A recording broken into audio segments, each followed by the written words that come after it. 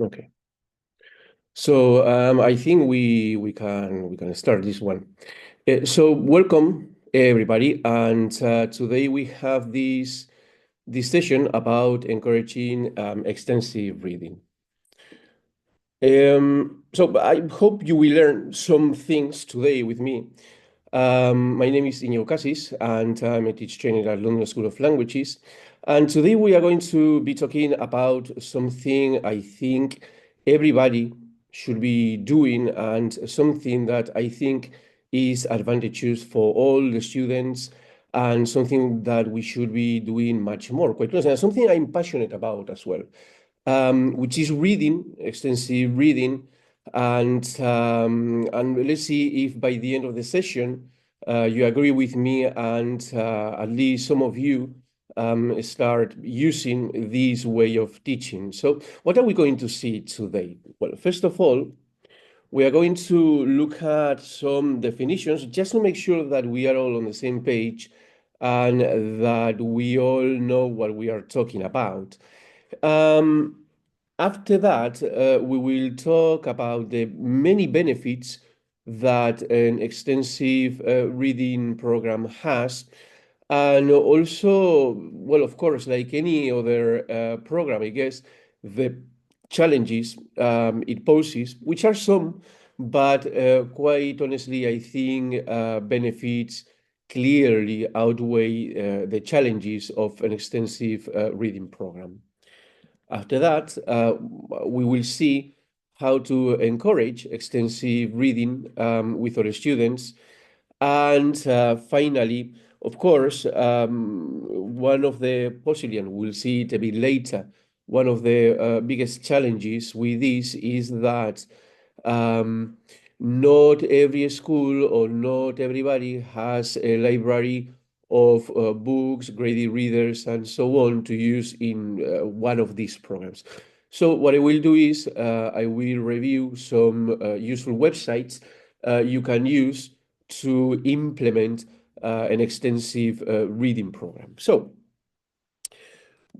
and also you will see that after, but I will give you some, I think, interesting information, some interesting snippets of information about origins of words and so on. You might wonder why. Just bear with me, and at the end of the webinar, you will see why I'm giving you that kind of, you might think, random information. And I want to start with a personal example. Of course, I'm, let's say, a lifelong English learner, like any person who has studied English rather than being a native speaker. I started quite young, and in Spain, for example, which is where I am, students start learning English quite young, and they continue learning English for quite a long time. And it was, of course, an example of that as well. I felt that something was missing in my English learning. I mean, I could go to English lessons and I could have English twice a week or three times a week, but what I was feeling is that I didn't have the fluency and I didn't have the vocabulary, let's say, to talk at a higher level. So I've always been interested in reading since ever since I was a kid. I loved reading, and I've always read in Spanish, of course. But I decided that why not? Okay, I'll give it a go to reading books in English, even though my English level, of course, wasn't at all the required level for reading one of these books. And I said, okay, so I will start with Paul Auster. Paul Auster is one of my passions. He's an incredible writer. If you don't know him, he has some of his books. Great books, fantastic books. Choose any you want, and I'm sure you will not be disappointed. And my idea was to start with the New York trilogy, a great book. So I had the book in English. I had a dictionary next to me, and I started reading the book. I started understanding more and more. I started underlining expressions. I started underlining ways of saying things much more naturally than I was taught at the time in course books, etc., etc. And that was the start of it. So I continued reading books by Paul Auster, of course. I've read all his books, and like I said, I've never been disappointed by this. Possibly this is not the best approach. Like we will see later. I mean, reading the real books, let's say, might be, unless, like I say, and it was my case, of course, you are passionate about it, and unless you really like the book you are reading, it might be for students quite off-putting because, of course, there are a lot of words you don't understand. Before moving on to the definitions, I will tell you very briefly about reading habits where I am in Spain, which possibly are not very different from other contexts in which you might be. Very briefly, interestingly, kids until the age of 14, more or less, read quite a lot. In fact, I mean, I think reading is only natural, and I think it's a way of discovering new worlds, and I think it's a way of getting away from the issues they might have, and so on. So, not surprisingly, kids between 10 and 14 are those who are frequent readers, let's say. Um, this drops dramatically between the age of 14 and 18, which is very often the age at which they are learning the higher levels. So between the age of 14 and 18, at least in our context, is where a student start studying the first certificate, the advanced, and so on. And then from 18 on, we stop reading. I mean, we very rarely read, and possibly like you see in the chart on the left, what we read is newspapers, online newspapers most of the times, and so on. And we barely read books, like you see. And it's very clear, right? So, like I say there at the top, when have you been more disengaged with reading? And it's clearly as an adult, as I say, it's only natural for kids to read um, as a, as a teenager as well, of course. And I think there is where we start losing our reading habit, and that's where we start needing more and more books. And I think that is where an extensive reading program has its place with teenagers between the ages of 12 and 18. First, snippet. Let's see if you like this one. And as I say, I will give you some of these along the webinar, and at the end, I will tell you why I'm giving you this information. So, did you know that um, whatever you pronounce that word, ipsedixitism, okay? Does anybody know what that is? Okay. That's a word used to describe dogmatic assertion without proof, okay? Something we do nowadays non-stop, I think.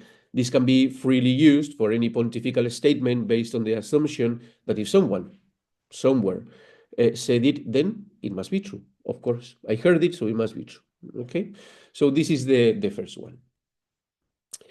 And let's go with definitions. Just like I said at the beginning, to make sure that everybody is on the same page. And of course, I think the most important definition is what we understand by extensive reading. So what's extensive reading? And in Bamford and Day's words, extensive reading is an approach to language teaching in which learners read a lot of easy material in the new language. Okay, and I underline and highlight this: read a lot and easy material, because this is the two keys basically. If you need to walk away with something from this webinar, is that an extensive reading program should consist of lots of easy material, easy books, easy texts, and that students should read a lot. Unless those two conditions happen, it's very unlikely that an extensive reading program will work. Of course, what's easy material, right? That's an important question, because, like I said, possibly starting, even if it's Paul Auster, starting with real books is not the best idea. So what's easy material? Many of you possibly are familiar with Stephen Krashen and his theories. And possibly one of his most popular theories is that he pointed out the importance of a large amount of input in language acquisition. That is to say, students need to be exposed to English as much as they can. According to this input hypothesis, the optimal input for language learning is comprehensible input that is slightly, no, not really beyond, no, but because then they won't understand anything, but slightly beyond the current level of the students. And this is called I+1, okay? Like I said, I'm sure many of you are familiar with this concept. Well, in an extensive reading program, the case is the opposite. The optimal level of the reading material should be within the student's comfort zone, which is slightly below their level, okay? And we can call this I-1, okay? So slightly below their level. So the learning input is I+1, the extensive reading input is I-1. Here you have a very useful way of knowing, particularly for students assessing themselves, whether the material they have chosen is easy, is not easy, or is far beyond their level. And this is the five-finger rule, okay? A very, very easy rule. To find a good reading level, choose a book, open any page, read it, read the page, and on your hand, count the number of new words, okay? So if on that page there are between 0 and 1 new words, that material might be too easy, okay? So we want easy material, but of course not too easy, okay? If on the page there are between 2 and 3 new levels, new words, sorry, this level is perfect. Okay, fantastic. This is the level we need, okay? Between 2 and 3 new words on the page we have opened. If there are 4, this is a challenge level. I mean, it is a little difficult, but you can try the book if the book seems really interesting. Like I said, in my case with Paul Auster, right? Then you can try. However, if and this more or less, of course, but if there are 5, 4, or more, the book might be too difficult, and you probably won't enjoy it. Like I said, unless you are incredibly interested in the book and you have the right motivation, let's say, to continue reading the book. This five-finger rule, I've taken it from this website, erfoundation.org, which is a great website for extensive reading. It's well worth a visit. You will find lots of material, lots of theory behind extensive reading, and lots of ideas if you are planning to implement one of these programs. So well worth visiting it. Right. Possibly the most important principles in an extensive reading program are these 10 principles by Bamford and Day. So they try to describe what's important, what's essential in any extensive reading program. The first one, like we said, is of course that the material is easy. Okay, um, I cannot highlight enough. I cannot emphasize enough how important this is. Unless the material is easy, students won't read a lot. Okay, so it is essential that the material is easy. A variety of reading material on a wide range of topics must be available. And possibly this is the main challenge, the main issue we come across when we try to implement such a program. Because, like I said, not all schools are ready to invest. Not all schools have a library with this kind of material. So that's why at the end of the presentation, I will give you a selection of some websites where you can find these wide range of material, a variety of material. Um, Another very important thing is learners choose what they want to read. One of the problems, and I see it at schools, let's say, where my students go, is that they try to implement a kind of extensive reading program, but the problem, quite simply, is that students don't get to choose the material. And I think that's a huge mistake. So, of course, the consequence is that very often they don't like the book. If they don't like the book, of course, they won't make the effort of reading the book. And what happens is that at the end of the day, they stop reading the book, they stop the program because very simply they don't like the book. Like we said at the beginning, the definition, right? Learners read as much as possible. And this is key. An extensive reading program cannot be limited to 1 or 2 weeks because it doesn't make any sense. By its own nature, an extensive reading program should be extended over time, okay?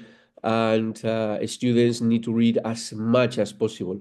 Unless students are exposed to this massive input, an extensive reading program won't make much sense. The purpose of reading is usually related to pleasure, information, and general understanding. And I would emphasize the bit about pleasure. Unless the main objective of such a program is reading for pleasure, an extensive reading program doesn't make any sense. So this is not an opportunity to ask comprehension questions. This is not, of course, an opportunity to test our students on what they are reading. I mean, they need to understand that the main purpose of reading in this case is for pleasure. That's why they need to choose the book they want. That's why it needs to be easy, and that's why they need to read as much as possible because it has to be for pleasure. Number 6, reading is its own reward.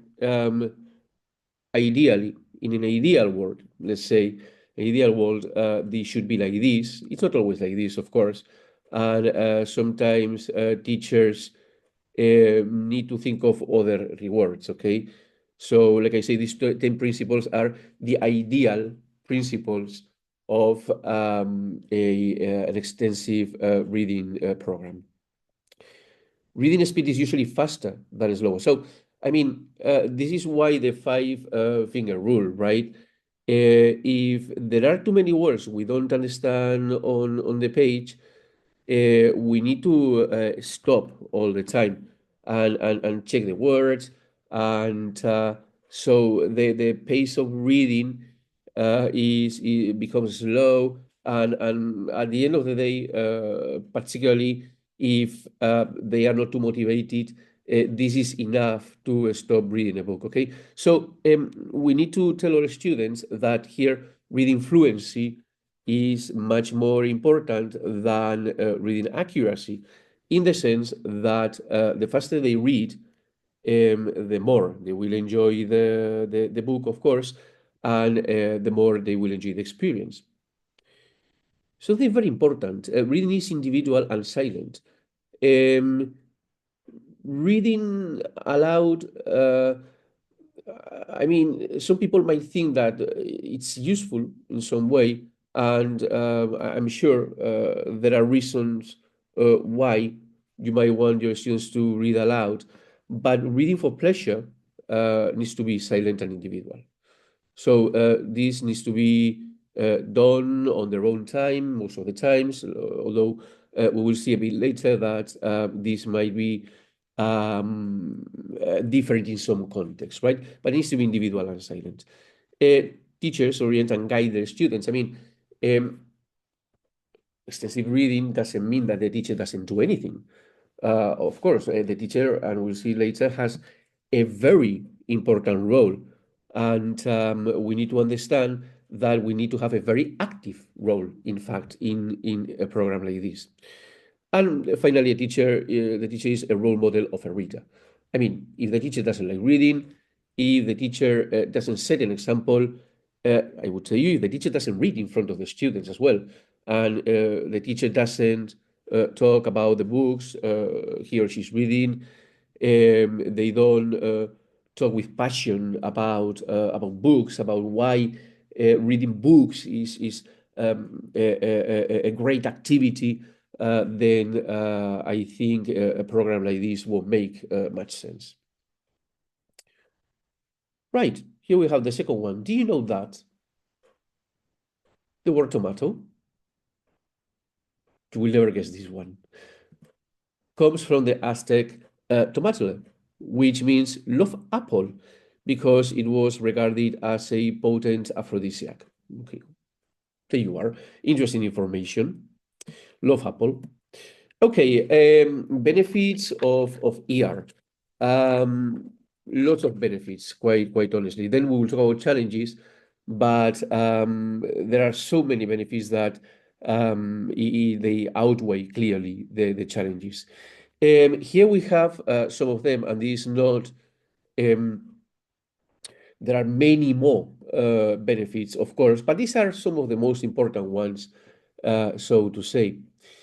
Um, Possibly one of the most important ones, and possibly one of the reasons why a school or a language school would like to have a program like this is that there are significant gains in reading skills.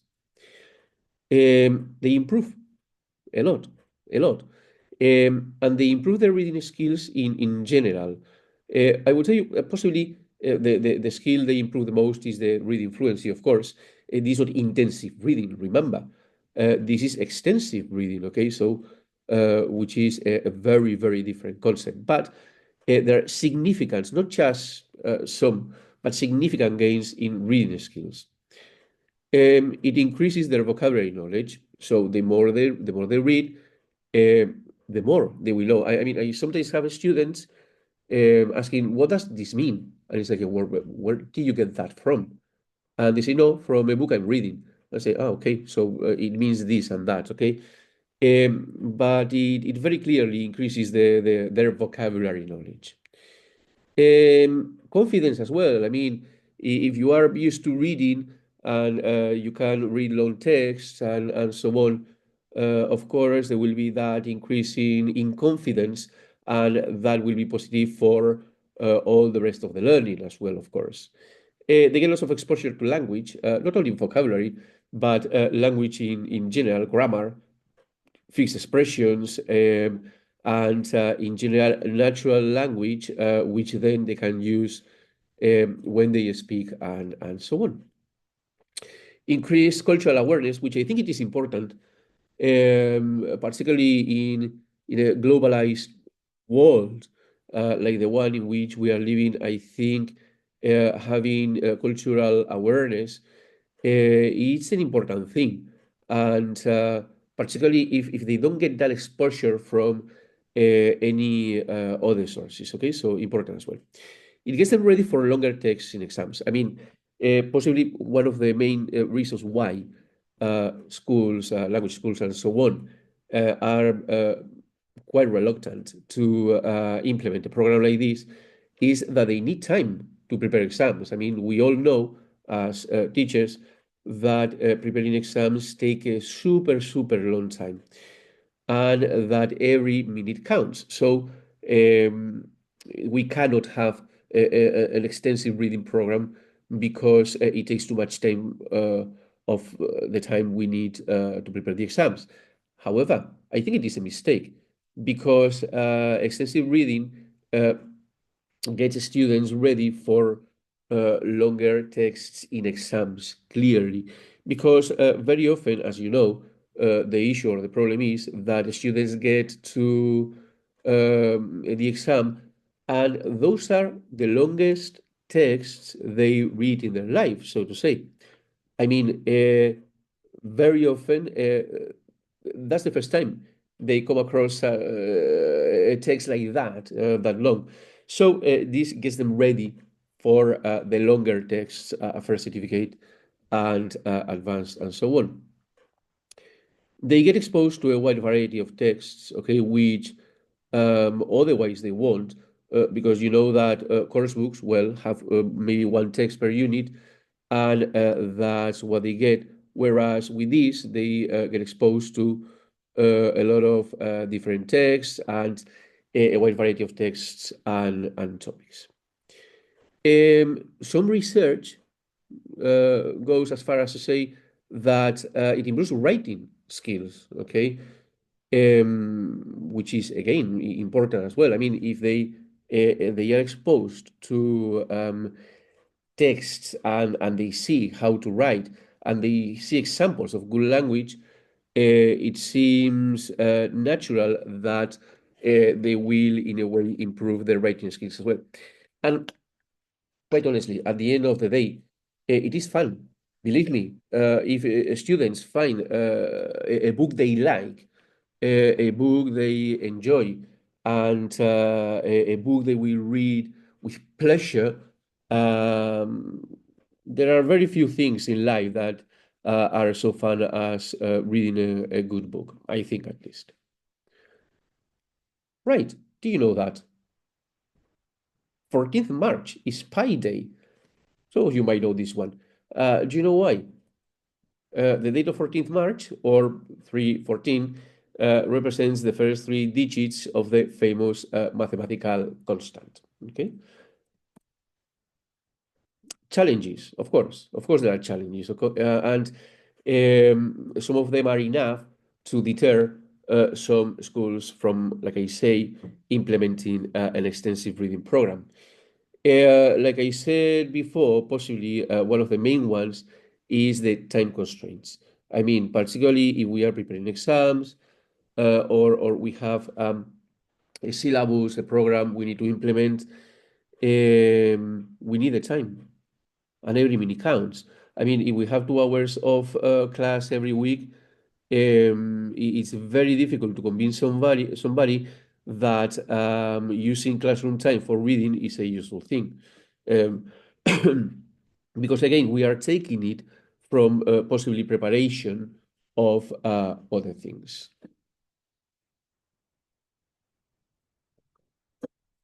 Intensive reading is favored in most classrooms, and that's quite clear. I mean, um, because we think, and it is like that in a way, that intensive reading is the fastest way of teaching reading skills. Um, However, I must say that from what I see around, reading results are plummeting, literally. I mean, they are becoming much worse than they were before. So, okay, intensive reading, of course, it is very important that, but possibly these results, in a way, show that we need to do something else. That possibly intensive reading is not enough to improve students' reading skills.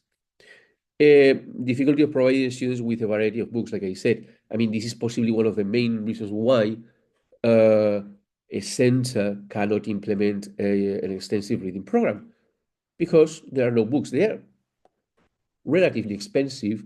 And of course, forming a good library of books is not that easy, particularly if we think that we need to give students a wide variety of books. Students' motivation and attitudes towards reading, I think it is important. Again, um, students, particularly nowadays, I think they don't really like reading. They don't really like, or they don't really want to read a book. We need to convince them that reading a book is fantastic, right? I mean, again, their attitude towards reading, no, they don't like reading. It's no, that's boring. But again, it's possibly because they haven't they haven't found the right book or the right text to read. Therefore, students cheating is possibly the consequence if we tell an unmotivated student to read a book, they will possibly end up cheating and possibly using artificial intelligence or something like that to kind of get a summary of the book, no? So nowadays it is very easy. Okay, please tell me what this book is about, and that's it, no? Which is a shame, and of course, it deprives the program of its purpose, so to say. Uh, Again, intensive reading, the outcomes are very easy to measure because we usually ask comprehension questions and so on. However, in extensive reading, outcomes are much more difficult to measure. How do you measure that they have improved the reading? It's not easy at all, but believe me, they do. Okay, might not be perceived as learning um, in a way because it is not necessarily learning. Again, it is reading for pleasure, and that should be the sole objective of a program like this. Okay, so possibly if students feel that this is learning in the traditional meaning of the word, then that might be even something negative for a program like this. And finally, lack of extensive reading experience in their L1. Like I said, they are not used to reading anymore. And like you saw at the beginning, very often the main source of texts is social media. It is possibly the internet, blogs, and so on. So, but even in their L1, I mean, the point is that if they haven't got this reading experience in their L1, in a way, it is very difficult to transfer the skills they should already have in their L1 to an L2 context. Some challenges, as you saw, but like I said, lots of benefits. And however, students' reaction to reading is usually this one. Let's be honest. Okay, let's read the book. Yeah, ha ha ha. No, this is a reaction. No. So how can we encourage extensive reading? And before doing that, I will give you another little piece of information. Do you know that the word tennis? You will never guess where it comes from. It comes from French. It comes from the imperative form of the French verb tenir, meaning to hold, receive, or take. Players would shout tenez. receive to their opponents when they served the ball. There you are. So, how can we encourage extensive reading? There are many things we can do, and so what I will do here is particularly I will look at certain aspects of the extensive reading we can take into account when we are implementing a program like this. The first one, and I think I you see that I'm emphasizing this quite a lot, is the level of the texts. Use the five-finger rule. The level of the text should be from the beginning the appropriate one. Okay, so again, if students start reading a book that is too high in level, they will stop reading it. Okay, and it might be in terms of motivation and in terms of confidence and so on. That might have an important effect on their reading, and they might just be discouraged and stop reading the books. So, for that, again, I think the best thing is to use graded readers. I mean, graded readers are at the level, okay? So, and there is nowadays a huge variety of graded readers you can use. And like I said, they are at the level students need because they usually go from A1 and up to C2. Okay, so graded readers is the thing to go for. Remember that the level should be below the student's current level. This is that is to say, I minus one. Okay. Uh, Possibly one of the skills that that are overlooked most of the times is using a dictionary. Okay, and it is important. I mean, nowadays I think students don't even know how to use a dictionary, and that makes them not very autonomous at the time of reading, particularly on paper. Because, of course, if they are reading on a screen or an e-reader or something like that, they just click on the word and they usually get the definition. They usually get all the information they need about the word. But particularly if they are reading on paper, they need to know how to use a dictionary. However, if they have to use it too often, the level of the text is probably wrong. Scaffolding extensive reading.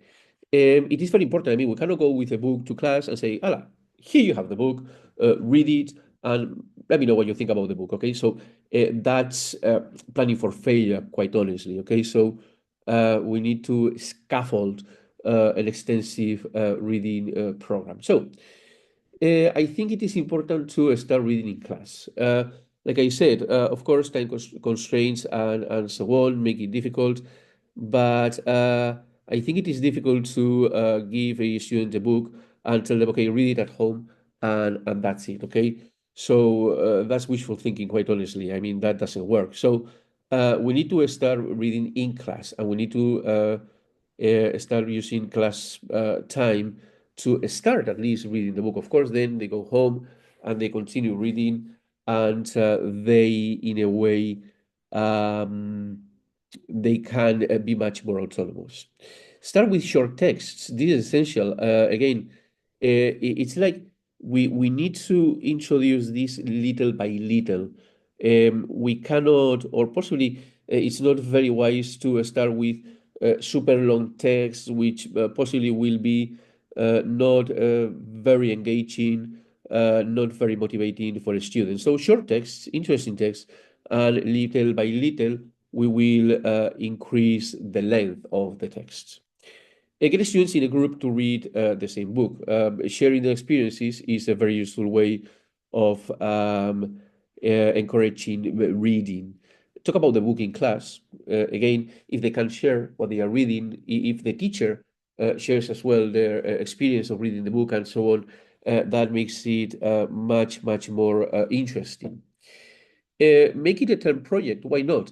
So they read the book over the term, and at the end, You can have some activities around the book, or you can have like a book club, or you can just in class, as he said, talk about the book, what they thought about the book, etc. But very important, without students feeling or thinking that they are being assessed. Okay, I think that's quite important, and help students choose a suitable book. I mean, very often, again, the reason why a program like this fails is because students cannot find the book that will suit their needs in terms of level, in terms of interest. Okay, so you need to help them choose the right book, let's say. But of course, agency is important as well. What do I mean by agency? Well, it's the opportunity to choose the texts they want to read. So learners choose what they want to read. I think it is very important. I mean, again, like I said before, one of the main reasons why students don't read the books from school is because they don't choose them. Teachers choose them for them, and they are usually uh, really boring, quite honestly. Okay, so we are not doing any favors here to the students by choosing the books for them. Reading is a very personal experience. I mean, I might like fantasy books. The person next to me might like crime books, and the other one might like 19th century novels, and somebody might like another book. Okay, so it's a very personal experience, and it has to do with our tastes, let's say. Um, Again, possibly the book itself, no, sometimes is a bit off-putting because of previous experiences and so on. So also letting students choose texts from different sources might be useful. So choosing the text from magazines rather than books, or online articles, blogs, etc. Okay, so it might be a good way of exposing them to these theoretically massive amount of text. Motivation is one of my favorite Simpsons characters. Sorry. So when I was writing about motivation, I thought about Ralph Wiggum. So there he is, good boy. Motivated readers enjoy reading, and that's like that. Unless you are motivated, you won't read. You will enjoy reading. Okay, so it's like if you don't like the book, enjoying the book is impossible. Teachers play a central role in motivating students. Again, we are the models. Okay, so if we if we talk about books enthusiastically, then it's very likely that students will want to read a little bit more. Okay, it's like when somebody talks to you about a fantastic film and say, "Okay, I want to watch it." Okay, so if you like it so much, it must be great. Okay, so let's not forget that teachers are very often role models for our students. Um, but of course, we can create initial interest by using video clips, for example. We can use book blurbs. Okay, so we can give them a selection of blurbs and tell them, okay, which one do you think you like? Which one sounds interesting for you? Okay, and possibly short extracts from the books. Okay, like some kind of teasers. No, we can say. I mean, if you go to Amazon and so on, what they do is they give you the first couple of pages. Okay, in the hope that you will read that, and naturally, you, particularly if it is interesting, you will want to read more from that book. Um, Talk about the book they are or books they are reading as often as possible in class. I think a way of keeping them motivated is talking about the book. Okay, so it is important that they express what they think about the book, whether they like it or not, as well. Okay, why not, and share their enthusiasm for the book. So, like I said, I think it is important. Um, Ready readers, like I said, I think it's the logical kind of book to use in an excessive reading program. Ready readers, basically, you all know that are books of various genres that are especially created for learners of foreign languages. So they are graded in language, they are graded in plot, they are graded in grammar, they are graded in vocabulary. So to make it easier for the students to read. But of course, graded readers are a bridge to the eventual reading of authentic reading materials. I mean, the objective is that at the end of the process, they are able to read material that is authentic, of course, which again, it's a great motivation for them as well. Go, oh, I can read this book from this author I like, okay? They have a limited number of words, vocabulary, and grammar structures. So again, the length is very important as well. Okay, and as I said, they go usually from A1 to C2, and the number of words is very carefully chosen to fit the level of the students. And I don't know if you have noticed this, but visual support is usually provided in graded readers, which again helps students follow the plot and help the students follow the story, let's say. The role of the teacher, as I said, it is important because, again, um, we are role models in class. Providing material that is interesting and of an appropriate level in a way is one of the main things we have to do. Students might not know how to choose the books, so we can give them a choice of books they can use according to the level, according to the interest of our students. Talking about the benefits of excessive reading, I think we have to preach a little bit here, in the sense that we need to convince them that reading a lot is good for them. Uh, in, in general, not only for language, let's say, yeah, but also for, in a way, learning new things, learning about culture and so on, and enjoying, as I was saying, okay? So not only from the point of view of language, uh, modeling good reading habits, okay?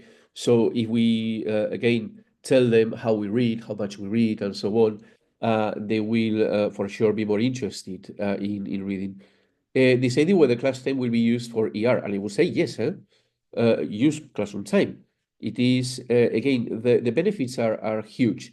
So use some of of this time to read together in class in silence, but together in class. Assessing outcomes in a way we can try to assess. But I say this again: students shouldn't feel that they are being assessed. Because again, the aim or the main aim of an extensive reading program should be reading for pleasure, keeping students' motivation and ensuring that they don't get frustrated. I think that's our role here. I mean, if we see that they are stopping reading and they don't continue and so on, we talk to them, maybe change the book or find ways of keeping them motivated and not letting them get frustrated. Did you know that? The first recorded lottery in England, you will never guess when this was drawn on the 11th of January 1569 at the western gate of the old St. Paul's Cathedral before it was burnt. And the word lottery is based on a Germanic word for an object lot used in a chance selection. There you are. Okay, like we said, one of the main limitations is that we don't have books at our schools, or we don't have enough books. That's why here I will show you three websites in which you can find free material to read at different levels, so to say. And the first one is ercentral.com. This is a fantastic website dedicated to extensive reading. Okay. In this website, you will find a wide variety of texts in 20 different levels. So you have quite a lot of levels to choose from. Okay. They have over 1,000 texts divided into 20 different levels. They have four main reading genres: factual, story, children's story, and students' writing, which is material produced by students. It's free of charge, it's totally free, so well worth visiting it. And it has a timed reading feature in not all the texts, okay, but yes, in some of them. And they have a five-star rating system for the texts, okay, which again might be very useful at the time of choosing the book you want to read. It has two different sections, one for the students, one for the teachers, with different features for all of them. Like you see, for the teachers, they have all these, okay, so lots of useful material. And in the library for the students, what you will see is you can choose the level, and then you have the four main categories: factual, story, children, student, writings. And in each one, you have lots of different genres you can choose from, okay? Crime, health and body, history, sports, lots of variety, as I say, and it's all free. Another one is free graded readers .com. Again, it's great because you get graded readers that are for free, divided by level, and they use, in fact, the five-finger rule to choose the books. A1 to C2 level texts are available here. PDF version can be downloaded, so if you are using an e-reader or something, this can be quite useful. Most books contain visuals, which is, again, like I said before, quite useful for the students. And quizzes are available for some books, okay, not all of them. And it uses the five-finger rule, as I said, to talk about the level of the books. The only issue with this website, quite honestly, is that the selection of titles is limited, okay? But again, it's for free, so visit it, and I'm sure you will find something you like. And finally, learner English teens, learn English teens .britishcouncil.org. Again, this is a free a website where you can find free books, and they are graded from A2 to B2. Okay, in each one you will find different texts, and you will find 24 stories. Okay, so again, there's not a huge variety of texts, but they are for free and they are graded. Okay, so I think it is good enough. A2 to B2 levels, reading comprehension quizzes. This is quite useful as well to help the students understand the book and so on if you want. But like I always say, they shouldn't feel that they are being assessed. Okay, they are reading for pleasure. Remember that. Grammar quizzes as well. Um, Again, drawback that stories might be too short in this one. Okay, but again, it's for free. You have 24 stories.